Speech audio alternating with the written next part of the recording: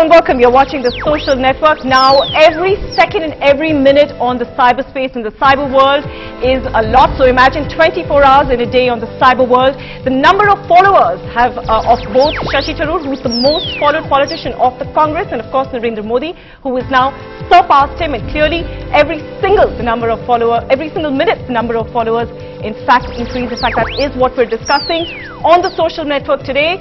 Followers, mass-produced, not mass. BJP Congress in a fake followers blame game. And of course, you can tweet us live at TSN on NDTV.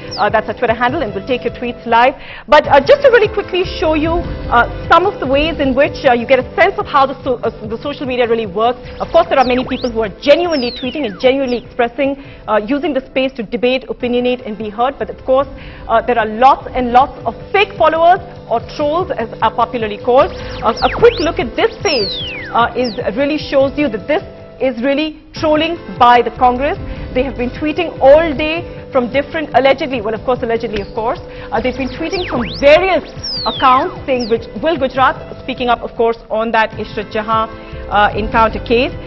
This is also, this is really a sense of, this is an attack really by the Congress on the BJP, and really both parties in a sense having a organized set of people who are actually working the space of the cyber world, which is becoming more and more important, especially in the run-up to the 2014 polls, where of course social media may play a small but definitely a very significant role.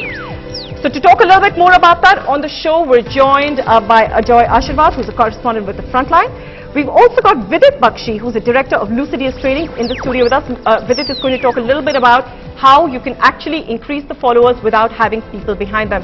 From Mumbai, we're joined by Preeti Gandhi, who's from the Mumbai BJP Communications Cell. And we're also joined from Mumbai by Surya Narayan Ganesh. He is not only an active on Twitter, but he's also a Congress supporter. Preeti, if I could just start with you first.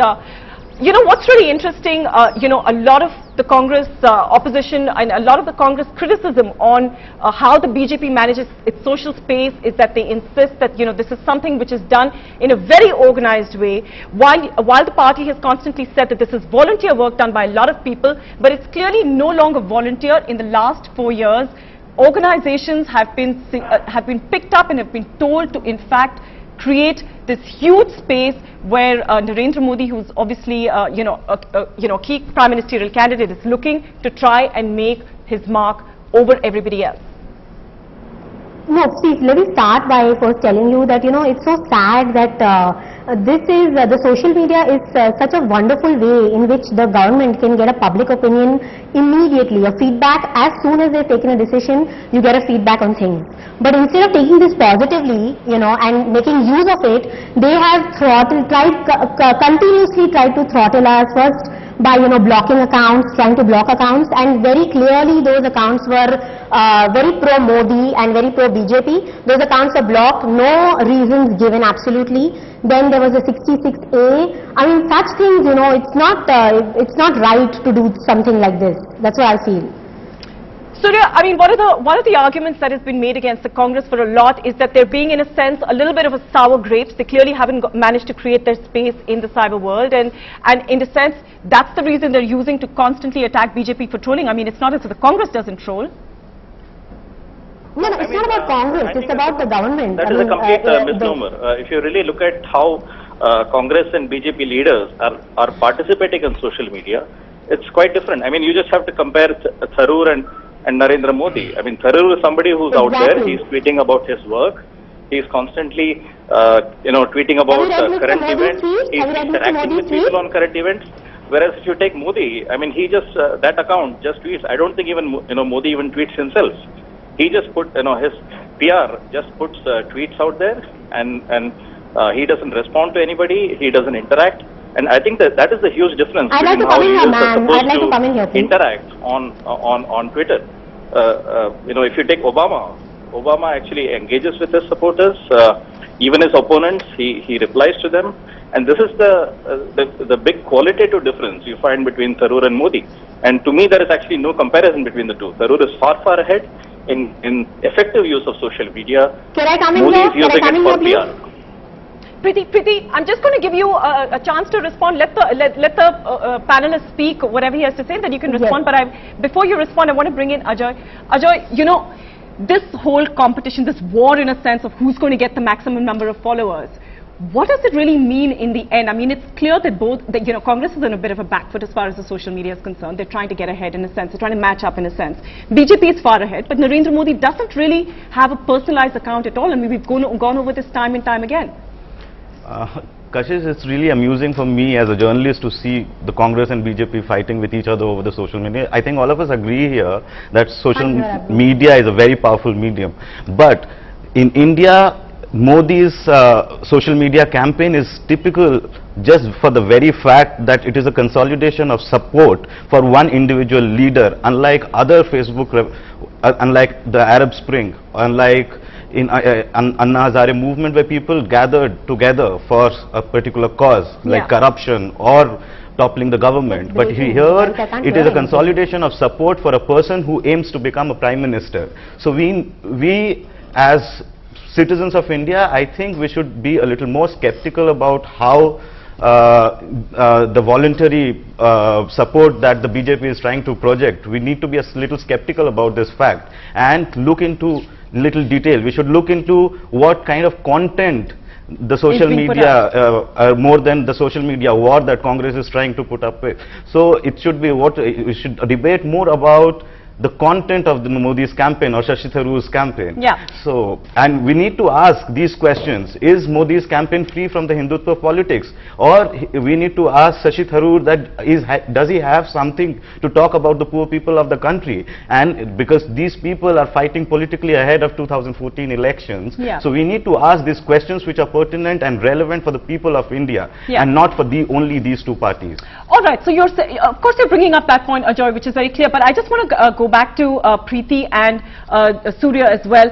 Both of you. Preeti, you know, I mean, there was an article recently which said that Narendra Modi has enlisted India's original .com poster boys Rajesh Jain and Mahesh to drive his social media campaign in the run-up, and they're putting together a 100-member team to ensure that he basically occupies the biggest chunk of the online space.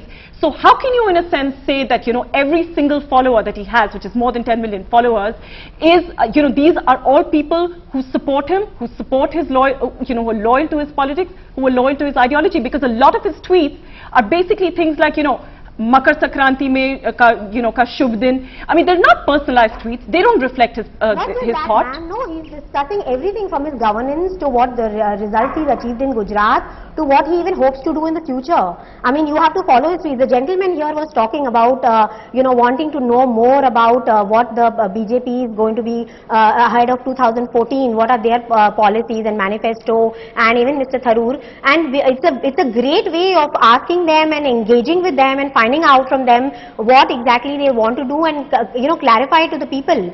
And we should use it to our advantage rather than you know, trying to say that it's a paid campaign and this and that. This is a one-on-one communication. Surya, social media is the only medium that is a two-way communication, ma'am. Surya, you know, from a man who is now in charge of Congress's social media campaign, Shashi Tharoor, who's really the original Twitter person, as it were, who is very personalized in his tweets, although he's also been criticized very often for not retweeting any criticisms. Do you think Narendra Modi's Twitter account is a way of him engaging with the people who he's hoping will also come out to the polls and vote for him? Let's look at the facts. Let's look at the facts. Narendra Modi never responds to anybody. He does not reply to anybody. If you take, you know, other BJP leaders like Sushma Swaraj, he actually, she ends up blocking more BJP people than Congress people. So I think, you know, to say that BJP is somehow ahead in the social media campaign is pretty ridiculous. You know, really, they are just using this for PR to actually push their ideology, whereas people like Tharoor are actually using it to communicate. So that is actually the big difference between the way the two sides are using social media. I would like to comment on the PR. Ajoy, I find it interesting that both of them are saying that, their leaders are trying to communicate with all of these people who are tagging them on social media. But so many of these people are young, urban, many of them are students as well. How many of these people are actually just going to go out and get to the polls on the final day when it actually all really matters, given that one of the biggest criticisms against the urban middle class has also been that we talk a lot, but we never really go out and translate that into votes? Yeah, but that's always a problem, because since the history of in all the Indian elections have always pointed out that the urban, upwardly mobile middle class have never come out and voted for a leader or a party. But the thing is, I'll agree that the BJP was quick to appropriate much of the space in the social media platforms. Absolutely, yeah. But the problem here is what the Congress is trying to do is not engage those things in a better way. Or for example, there are two things I would like to point out. The BJP, while being aware of the limited reach of social media, we should always also be aware of the fact that social media, in whatever is written in social media, there's no way you can verify those facts. For example, the BJP claims that $876 million of investment reached Gujarat in just 2 or 3 years, which is more than China's FDI's invitation. Yeah. So there's nothing like that. No way to really get a So sense of plus it.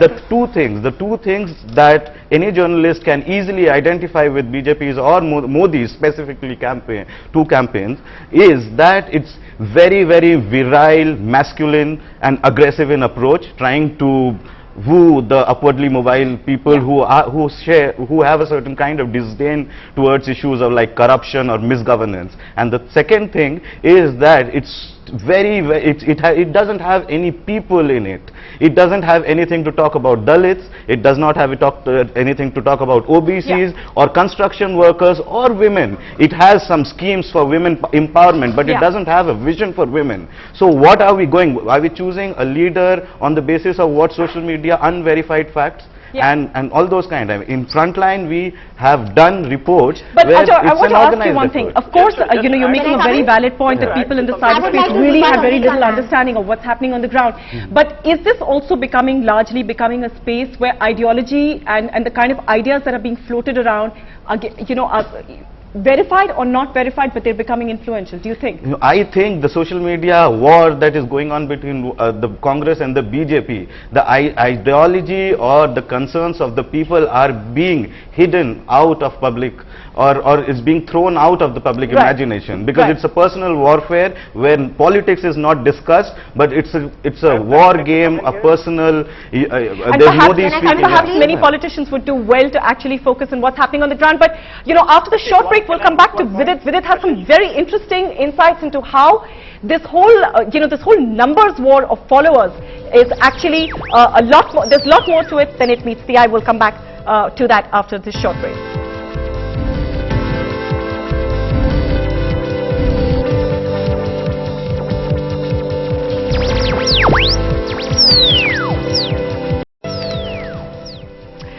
Okay, welcome back. Now, Vidit is here from Lucidius Technology. Vidit, you wanted to tell us that every single follower doesn't mean a human, and how you can actually get thousands and thousands of followers in a matter of a few hours. See, one can obviously create the fake profiles, but at the same time there are multiple ways in which to increase the number of Facebook likes and the followers on the Twitter. As an example, there are on the Facebook you have something called clickjacking, where you get the like button of another page, or an application is asking you for the certain permissions, where you accept it, you indirectly or unwillingly follow the XYZ page. At the same time, when we talk about Facebook, when we talk about Twitter, there are something called Twitter bots, which automatically creates the Twitter accounts, fake Twitter accounts, which are generally identified with the no profile picture, which tweets nothing and nobody follows them back. So they keep on following people, but nobody follows them. So give the viewers a ballpark figure of, for example, how many thousands of followers you can create in a short period of time. As per the recent facts, that Forbes recently came up with this number of figures, that almost 83 million Facebook profiles are fake, and almost 40 to 46% of Twitter profiles are again fake. Wow, those are some interesting figures that Vidit has found out. Mrs. Gandhi, what do you have to say about that?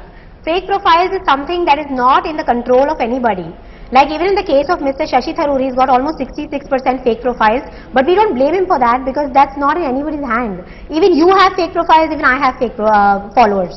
I mean, nothing can be done about that. The follow account, and about the fake profiles. I mean, I don't know if you have shown that screenshot, which I requested you to, but there has been proof a couple of days back about this one particular tweet going out through number of accounts within a couple of seconds. I mean, those are fake accounts, and they were all about Ishrat Jahan. No, but so obviously they were targeting Modi. But the question, Mrs. Gandhi, is the fact that, you know, BJP is really selling Narendra Modi's presence in the cyber world as an example, or you know, as an example of how popular he is amongst the youth. So if so many of them That's are just fake, public then opinion, isn't that painting a wrong picture? Kashish, Not at all. In fact, that's public opinion. He's become the poster boy, like they call him. He has become that. I mean, everybody in the country wants to know more about him. The whole day, even his detractors are only discussing him. I mean, you love him or you hate him, but you can't ignore him. Surya? Can I come in here? Yeah. See, I think I'll agree with Mrs. Gandhi that Twitter indeed did make Modi the poster boy. Not Twitter. But Twitter is also It's now work making that's him the being discussed imposter on boy. Twitter. So I mean, you know, it was on Twitter that he got exposed as Faku. He is now known as the imposter boy. He is no longer the poster boy. So I think you know, all media, you know, you can go up in the ranks and then you can fall down. It's not about the media itself. It's not about the number of followers. I mean, if you just go by number of followers, go by number of followers, But Surya, if that's the case, then why is the Congress then giving so much importance to its social media campaign? No, what I'm saying is it's a very important communication medium. Congress was, I wouldn't say wrong to ignore it. Congress has been the second mover in this, but it is an important communication medium like anything else. We don't need to overemphasize it too much.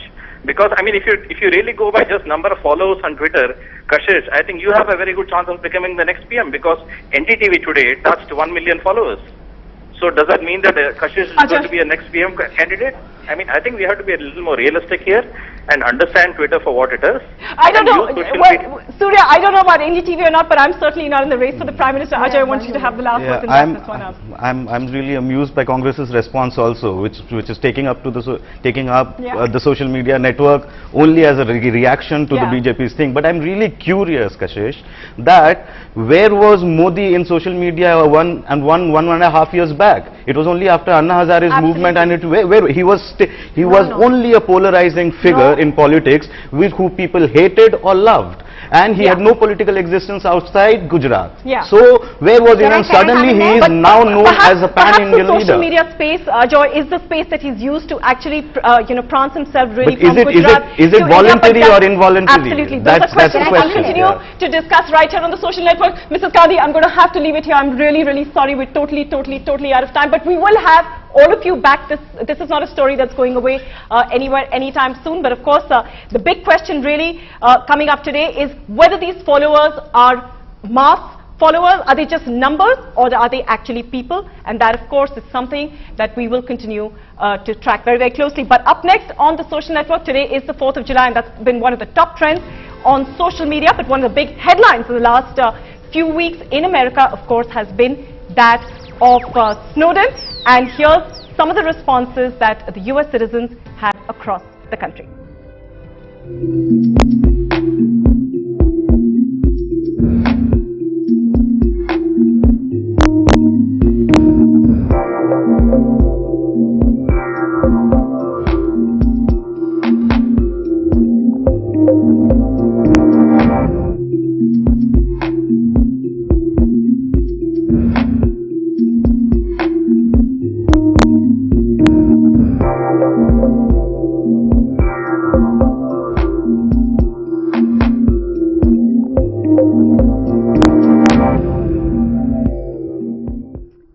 Small correction, of course, the 4th of July was yesterday. But if any of you fancy being like Snowden and find out how it's like in the virtual world, take a look. This is one way that you can definitely do it.